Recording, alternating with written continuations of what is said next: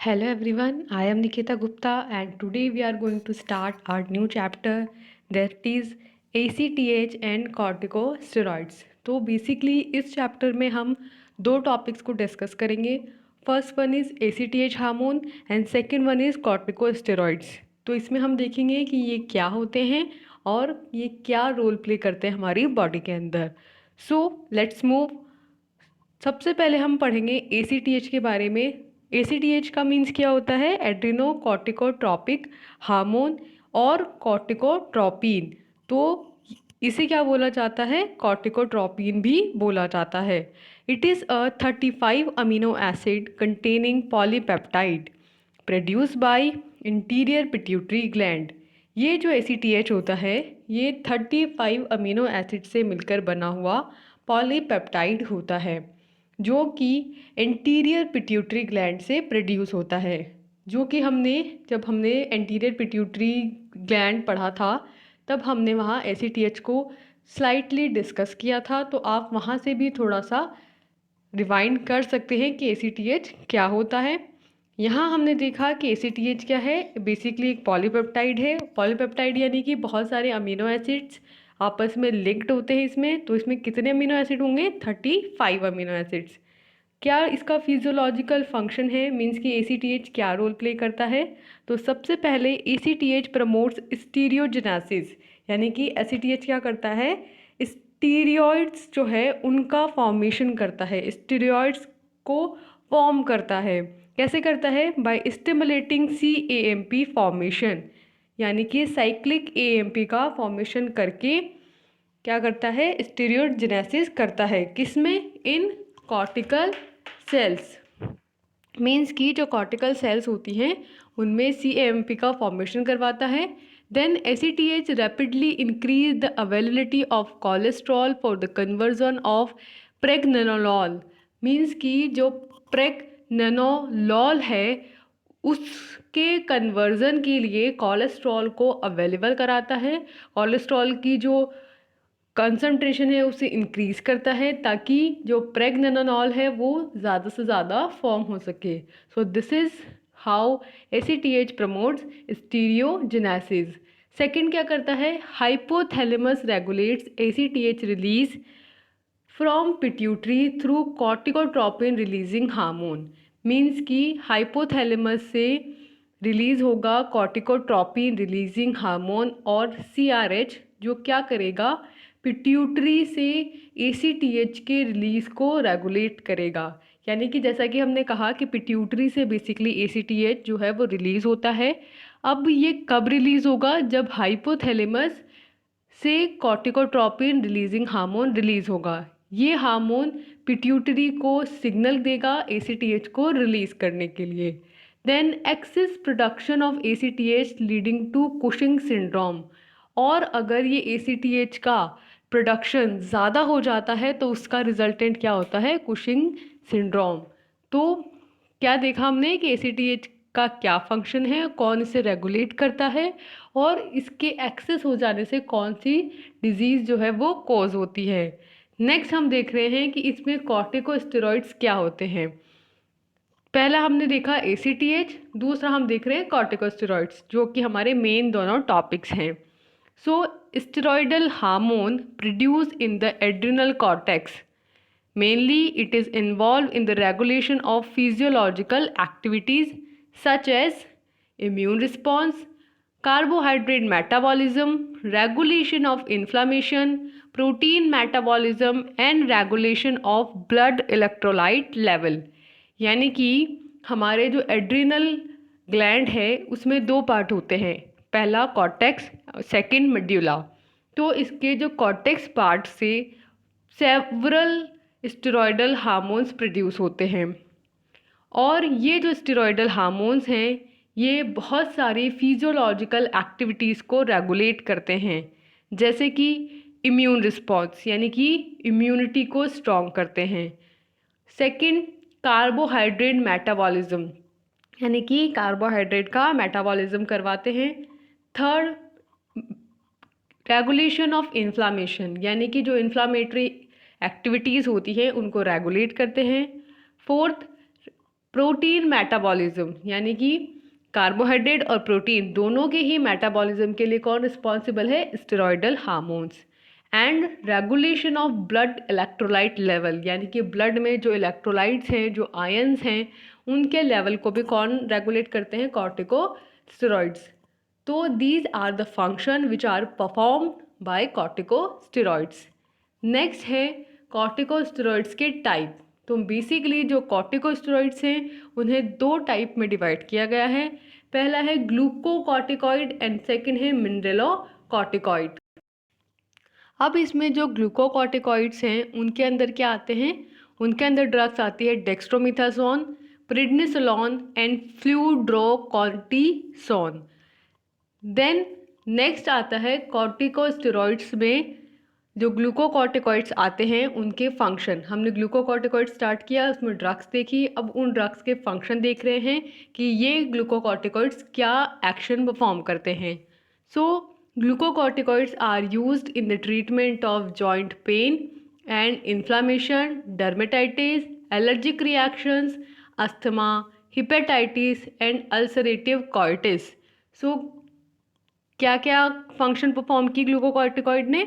ये यूज़ आएगा जब आपके जॉइंट्स में पेन होगा या जॉइंट्स में कोई इन्फ्लामेशन हो जाएगा, डर्मेटाइटिस यानी कि स्किन में कोई इन्फेक्शन हो जाएगा, एलर्जिक अगर हो जाएगी, स्किन एलर्जी हो जाएगी, अस्थमा की कंडीशन है यानी कि जिसमें क्या होता है? ब्रोंको कॉन्स्ट्रिक्शन होता है, ब्रोंकोस्पाज्म होता है, हिपेटाइटिस यानी कि लीवर में अगर कोई इन्फ्लामेशन हुआ है, एंड अल्सरेटिव कॉलिटिस। कॉलिटिस के भी दो टाइप्स होते हैं, उनमें से जो अल्सरेटिव कॉलिटिस है उसमें स्पेशली ग्लूकोकॉर्टिकॉइड्स यूज़ होते हैं। Then use in the treatment of Addison disease. Specifically Addison disease को क्योर करने के लिए ग्लूकोकॉर्टिकॉइड्स यूज़ होते हैं। And topical formulations are used in skin infection, asthma and laryngitis.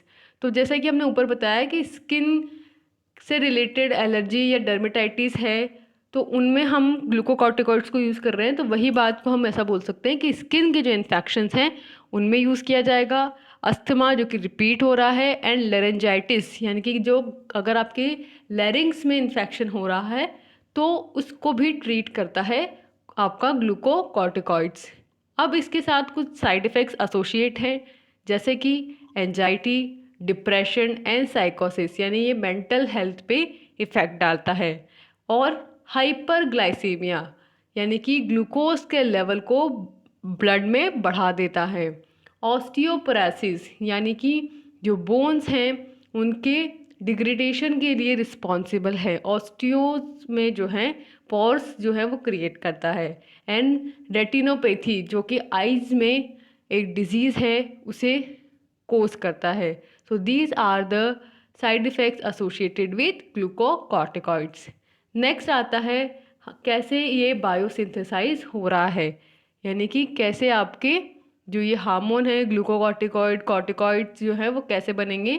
तो इसे हम समझेंगे कि सबसे पहले हमारे बॉडी में क्या है? कोलेस्ट्रॉल है।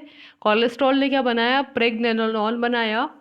ये प्रेगनेनोलोन जो है ये स्टेरॉयड डीहाइड्रोजिनेज एंजाइम के प्रेजेंस में बनाएगा प्रोजेस्टेरॉन, और देन ये प्रोजेस्टेरॉन बनाता है डीऑक्सीकॉर्टिसोन।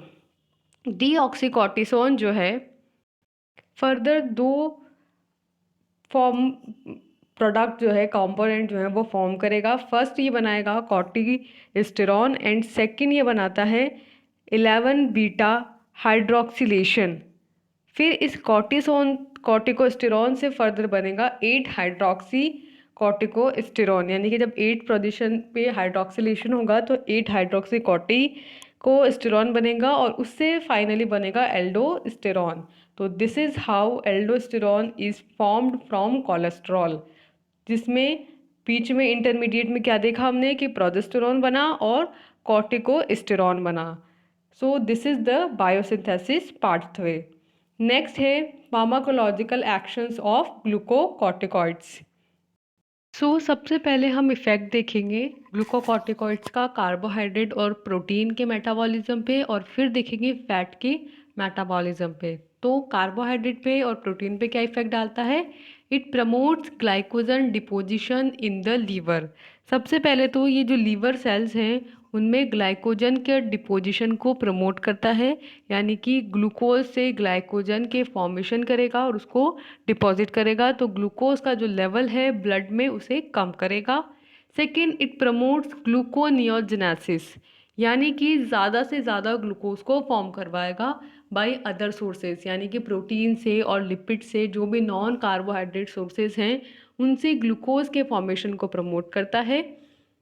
थर्ड, इंड्यूस प्रोटीन ब्रेकडाउन, यानी कि प्रोटीन्स का ब्रेकडाउन करवाएगा और उन्हें रिड्यूस करेगा, प्रोटीन का लेवल रिड्यूस करेगा। और increase uric acid excretion, fourth ये करता है यूरिक एसिड का excretion. So these are the functions which are being performed by glucocorticoids on carbohydrate and protein. Next है फैट के मेटाबॉलिज्म पे। तो जो ग्लूकोकॉर्टिकॉइड्स हैं वो इंड्यूस करते हैं लिपोलाइसिस। ऊपर हमने देखा प्रोटीन का ब्रेकडाउन करवाएगा, नीचे हम देख रहे हैं कि लिपिड का भी ये क्या करवाता है? ब्रेकडाउन करवाता है। Due to glucagon glycogen growth hormone, adrenaline and thyroxine, means कि बेसिकली जो ग्लूकोकॉर्टिकॉइड्स हैं वो इंड्यूस करते हैं ग्लूकागॉन, ग्रोथ हार्मोन, एड्रेनलिन और थायरोक्सिन को, जिसका रिजल्टेंट होता है लिपोलाइसिस, यानी कि फैट का breakdown. Next, breakdown of triglyceride enhance by CAMP, यानी कि साइक्लिक AMP के थ्रू ट्राइग्लिसराइड्स के भी ब्रेकडाउन को ये इंड्यूस करता है। Then loses fat which deposited over face, means कि अगर फेस पे फैट जो है वो डिपोज हो जाती है तो उसको लूज करता है, उसको रिड्यूस करता है। Neck and shoulders producing moon face, fish mouth और बफेलो हम्प, यानी कि जो फैट है उसे रिड्यूस करता है। शोल्डर्स जो हैं और नेक जो है वहाँ पे एक ऐसा फेस बनाता है लाइक मून लाइक, और फिश माउथ या बफेलो हम्प जैसा फेस जो है वो बना देता है ये ग्लूकोकॉर्टिकॉइड। तो बेसिकली हमने क्या देखा कि कार्बोहाइड्रेट और फैट के अंदर कि ये कार्बोहाइड्रेट के फॉर्मेशन में, ग्लूकोज के फॉर्मेशन में हेल्प करता है ग्लूकोनियोजेनेसिस से, और ग्लूकोज से ग्लाइकोजन में डिपॉजिट करता जाता है लीवर में, और फैट और प्रोटीन का डिग्रेडेशन करता है। नेक्स्ट जो इसका इफेक्ट है कैल्शियम के मेटाबॉलिज्म पे, तो it enhances the renal excretion of calcium, यानी कि कैल्शियम का किडनी के थ्रू एक्सक्रीशन को बढ़ाता है, यानी कि ब्लड कैल्शियम लेवल को कम करता है। Results loss of calcium from the bones leading to negative calcium balance. तो अब कैल्शियम कहाँ से निकल रहा है? ये बोन से निकल रहा है, तो उसकी वजह से क्या होगा? नेगेटिव कैल्शियम बैलेंस जो है वो कोज होगा। नेक्स्ट है इफेक्ट कार्डियोवैस्कुलर सिस्टम पे। तो CVS पे क्या इफेक्ट डालता है glucocorticoids? It maintain myocardial contractility, यानी कि हार्ट की जो मायोकार्डियल सेल्स हैं उनकी कॉन्ट्रैक्टिलिटी को मेंटेन करता है। And it producing minor hypotension, means कि स्मॉल अमाउंट पे ब्लड प्रेशर को हाई भी ये कर देता है। इसका मेन एक्शन नहीं है ब्लड प्रेशर पे, पर in a small effect, minor effect ये हाइपरटेंशन में प्रोड्यूस करता है और मायोकार्डियल सेल्स की कॉन्ट्रैक्टिलिटी को मेंटेन करता है। स्केलेटल मसल्स पे क्या इफेक्ट है? इट इन्हांसेस मस्कुलर एक्टिविटी, यानी कि मसल्स की एक्टिविटी को ये इन्हांस करता है। और excess glucocorticoid action leads to muscle wasting and myopathy, means कि अगर ग्लूकोकॉर्टिकॉइड्स जो है वो ज़्यादा एक्शन परफॉर्म करेंगे स्केलेटल मसल्स में, तो उसका रिजल्टेंट ये होगा कि जो मसल्स हैं उनकी वास्टिंग होने लग जाएगी, यानी वो डिग्रेड होने लग जाएंगी, और रिजल्टेंट होगा मायोपैथी। नेक्स्ट है इनका इफेक्ट CNS पे, यानी कि सेंट्रल नर्वस सिस्टम पे। तो it produces euphorbia, insomnia and anxiety. तो ये जो ग्लूकोकॉर्टिकॉइड्स हैं ये क्या प्रोड्यूस करते हैं? इसकी आपको एक्साइटेशन होगी, आपको वेलबींग फील होगा, और इंसोम्निया यानी कि नींद नहीं आएगी, और एंजाइटी यानी कि बेचैनी सी होगी। तो दीज आर द इफ़ेक्ट्स जो ग्लूकोकॉर्टिकॉइड शो करेगा CNS पे। नेक्स्ट इसका इफेक्ट है स्टमक पे। तो it increases gastric acid and pepsin secretion. Stomach में क्या करेगा, गैस्ट्रिक एसिड यानी कि HCl और पेप्सिन जो है उसके सिक्रीशन को ये बढ़ा देता है। नेक्स्ट इसका इफेक्ट है ब्लड एंड लिम्फॉइड टिश्यूज़ पे। सो अगर हम इसकी बात करें तो ये क्या करता है, destruction of lymphoid tissue, means कि जो लिम्फॉइड टिश्यूज़ हैं उनको डिस्ट्रक्ट करता है, उनको डिस्ट्रॉय करवाता है। And increasing the number of RBC by inhibiting haemolysis, और जो RBC का नंबर है उसे इंक्रीज करता है और इनहिबिट करता है हीमोलाइसिस, यानी कि जो हीम है, जो कि बेसिक कंपोनेंट है RBC का। RBC में क्या होता है, हीमोग्लोबिन होता है जिसमें कि हीम मेटल प्रेजेंट होता है, हीम मॉइटी प्रेजेंट होती है। तो इस हीमोलाइसिस को ये इनहिबिट करता है और RBC के फॉर्मेशन को बढ़ाता है, RBC का नंबर को इंक्रीज करता है। नेक्स्ट करता है decrease the number of circulating lymphoids, monocytes, basophil and eosinophil, यानी कि जो RBC है उसको तो बढ़ाएगा, लेकिन जो अदर सेल्स हैं ब्लड में present like lymphocytes, monocytes, basophil, eosinophils, इनके नंबर को डिक्रीज करता है। तो ब्लड के जो सेल्स हैं उनमें डिफरेंट एक्शन शो करेगा, RBC को तो बढ़ाएगा, बाकी सेल्स को घटाएगा, और लिम्फॉइड टिश्यूज़ की बात करें तो उन्हें डिस्ट्रॉय करेगा। नेक्स्ट इसका इफेक्ट है इम्यून सिस्टम पे। तो it blocks the synthesis of cytokinins and the action of cytokinins, यानी कि पहले तो साइटोकाइनिन्स को सिंथेसाइज नहीं होने देगा और जो सिंथेसाइज हो गए हैं उनको भी अपना एक्शन नहीं परफॉर्म करने देगा। तो साइटोकाइनिन्स मेनली किस में वर्क करते हैं, जो इम्यूनिटी से रिलेटेड रिएक्शंस होती हैं, जो इन्फ्लामेटरी रिएक्शंस होती हैं, उनमें अपना इफेक्ट शो करते हैं। तो इस तरीके से इनका जो इफेक्ट है वो नहीं शो हो पाएगा और जो इम्यून रिस्पॉन्स है वो नहीं शो हो पाएगा। तो these are the effects of glucocorticoids on different different organ system. Then आता है हमारे हाइड्रोकॉर्टिसोन। क्या होता है हाइड्रोकॉर्टिसोन, इसे सबसे पहले एक और नाम दिया जाता है, दैट इज कॉर्टिसोल। ये जो तीनों हम पढ़ रहे हैं, हाइड्रोकॉर्टिसोन, प्रेडनिसोलोन और डेक्स्ट्रामिथासोन, ये तीनों ही ग्लूकोकॉर्टिकॉइड्स हैं। और यहाँ हम इन तीनों के बारे में स्मॉल स्मॉल डिस्क्रिप्शन लेंगे कि ये स्पेसिफिक ग्लूकोकॉर्टिकॉइड्स जो हैं वो क्या होते हैं और किस चीज़ में यूज़ किए जाते हैं। तो हम पहली बात कर रहे हैं हाइड्रोकॉर्टिसोन की, जो को कॉर्टिसोल भी बोला जाता है। ये जो है मेनली यूज़ किया जाता है for the treatment of ulcerative colitis and hormone replacement therapy. तो कॉर्टिसोन के दो यूजेस हैं, एक अल्सरेटिव कोलिटिस में and second hormone replacement therapy में।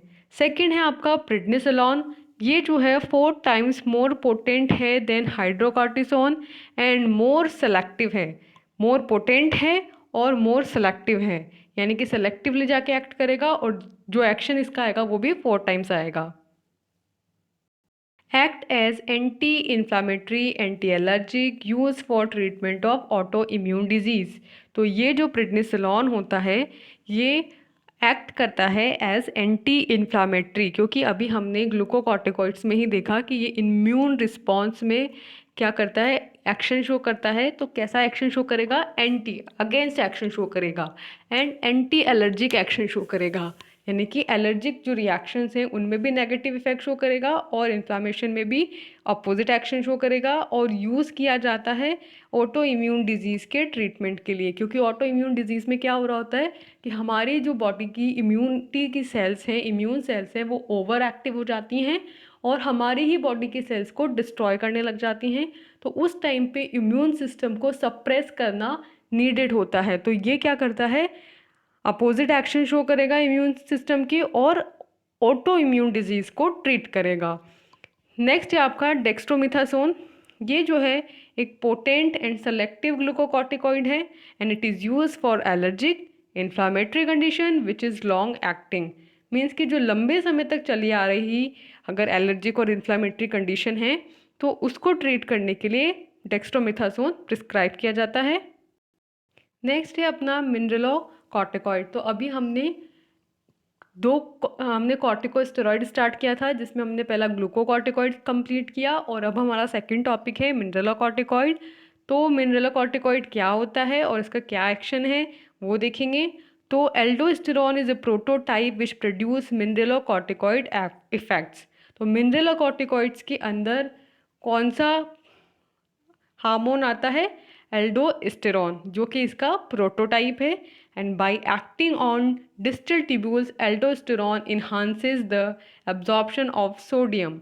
यानी कि ये जो मिनरलोकॉर्टिकॉइड्स के अंदर आपका एल्डोस्टेरॉन है, ये बेसिकली डीसीटी पे वर्क करता है और वहाँ पे सोडियम के एब्जॉर्प्शन को बढ़ा देता है।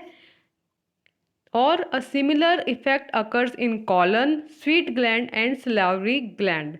तो सिर्फ किडनी पे ही नहीं बल्कि कॉलन में, स्वीट ग्लैंड्स में और सलाइवरी ग्लैंड में डीसीटी के ही सिमिलर एक्शन ये शो करता है और ओवरऑल क्या करता है, सोडियम के लेवल को ब्लड में बढ़ा लेता है। Deficiency of mineralocorticoid action leads to hyponatraemia.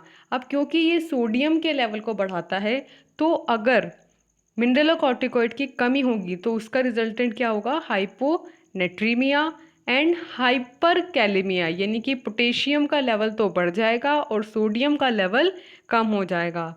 Next इसका जो इफेक्ट है वो है एसिडोसिस, यानी कि जो H+ का लेवल है वो इंक्रीज हो जाता है ब्लड में। तो क्या क्या लेवल पे इफेक्ट आया, सोडियम का लेवल तो कम हो जाएगा, पोटेशियम का लेवल बढ़ जाएगा और H+ आयन का लेवल भी बढ़ जाएगा। तो इस तरीके से इसकी कमी होने पे इफेक्ट शो होंगे। अब हाइपर एल्डोस्टेरिज्म अगर होगा, यानी कि अगर मिनरलोकॉर्टिकॉइड का लेवल बढ़ेगा, अगर एल्डोस्टेरॉन का लेवल बढ़ेगा, तो उसका क्या होगा रिजल्टेंट, पॉजिटिव सोडियम बैलेंस। यानी कि सोडियम का जो लेवल है वो बढ़ जाएगा, उस पर पॉजिटिव इफेक्ट आएगा। Increased plasma sodium, hypokalemia and alkalosis. यानी कि बेसिकली जो डेफिशिएंसी से कोज हो रहा था उसके अपोजिट एक्शन शो होंगे। यानी कि सोडियम का जो लेवल है वो बढ़ जाएगा और प्लाज्मा में सोडियम का लेवल इंक्रीज होगा, पोटेशियम का जो लेवल है वो डिक्रीज होगा और कंडीशन को बोलेंगे हाइपोकैलेमिया। और एल्कलोसिस होगा क्योंकि H+ का लेवल कम हो जाएगा, तो जो कंडीशन होगी उसे बोलेंगे एल्कलोसिस। नेक्स्ट यहाँ बताए हैं ACTH इनहिबिटर्स, यानी कि वो ड्रग्स जो कि ACTH जो हार्मोन है उसको इनहिबिट करती है और उसे प्रॉपरली अपना एक्शन नहीं परफॉर्म करने देती हैं। तो कौन सी हैं वो ड्रग्स? सबसे पहली है अमीनोग्लूटेथेमाइड। ये जो अमीनोग्लूटेथेमाइड है ये which stops inhibit the conversion of cholesterol to pregnenolone use in the treatment of adrenocortical cancer. जब एड्रेनलिन ग्लैंड के कॉर्टेक्स पार्ट में कैंसर हुआ होता है तो कॉर्टेक्स जो कोलेस्ट्रॉल है उससे प्रेग्नेनॉल के कन्वर्जन को ये स्टॉप कर देती है, जिससे कि फर्दर जो आपके कॉर्टिसोल्स हैं और जो एड्रेनलिन है ये सब नहीं बन पाते हैं, एल्डोस्टेरॉन एंड ऑल नहीं बन पाते हैं। यानी कि बेसिकली इसने क्या किया, ACTH को इनहिबिट किया। सेकेंड एक इसमें जो ड्रग है वो है हमारे पास मिटायरापोन। ये जो है एक 11 बीटा हाइड्रोक्सिलेज एंजाइम इनहिबिटर है और it is use in the Cushing syndrome and test of pituitary efficacy. Means ये जो मिटायरापोन है ये एक एंजाइम है हमारी बॉडी में 11 बीटा हाइड्रोक्सिलेज, जो हमने देखा था कि 11 पोजीशन पे हाइड्रोक्सिलेशन करवाता है, उस एंजाइम को इनहिबिट कर देता है, जिसकी वजह से इसको यूज़ किया जाता है कुशिंग सिंड्रोम के ट्रीटमेंट में। और जब पिट्यूटरी ग्लैंड की एफिशिएंसी को टेस्ट करना होता है तब। थर्ड जो ड्रग आती है वो आती है हमारे पास मिफेप्रिस्टोन। ये जो है एक प्रोजेस्टेरॉन एंटागोनिस्ट है। तो बेसिकली जब भी हमें प्रोजेस्टेरॉन के अपोजिट एक्शन शो करना होता है तो हम कौन सी ड्रग देते हैं, मिफेप्रिस्टोन, जो कि आप यूजुअली प्रेगनेंसी की मेडिसिन में आप इन्हें देख सकते हैं। एंड लास्ट एंड फोर्थ जो ड्रग आती है वो है कीटोकोनाजोल। ये जो है इनहिबिट करती है synthesis of all hormones in the testis and adrenal cortex used in the treatment of Cushing syndrome and hirsutism in females। यानी कि ये जो ड्रग है ये बेसिकली क्या करती है, जो सारे हार्मोन, वो सभी हार्मोन जो कि टेस्टिस को सिंथेसाइज करते हैं, उनको इनहिबिट कर देगी। और जो एड्रिनल कॉर्टेक्स है, उसमें सिंथेसाइज होने वाले हार्मोन्स को इनहिबिट कर देगी, जिसकी वजह से इसका यूज़ किया जाता है कुशिंग सिंड्रोम के ट्रीटमेंट के लिए। और फीमेल्स में अगर हम बात करें तो हिरोस्टिज्म, यानी कि मेल्स में जब फीमेल्स में जब मेल्स लाइक सिम्टम्स शो होते हैं, तो उन सिम्टम्स को ट्रीट करने के लिए यूज़ किया जाता है कीटोकोनाजोल का। सो हमने क्या देखा आज के वीडियो लेक्चर में कि ACTH क्या होता है, फिर हमने देखा कॉर्टिकोस्टेरॉइड्स क्या होते हैं, जिसके अंदर हमने दो तरह के कॉर्टिकोस्टेरॉइड्स पढ़े, मिनरलोकॉर्टिकोस्टेरॉइड्स एंड ग्लूकोकॉर्टिकोस्टेरॉइड्स। और इनके अंदर जो ड्रग्स आती हैं, जो हार्मोन्स आते हैं, वो स्टडी किया। और हमने देखा कि कौन सी ड्रग्स हैं जो ACTH को इनहिबिट करती हैं। So this is all we have studied in this chapter. So for now, thank you.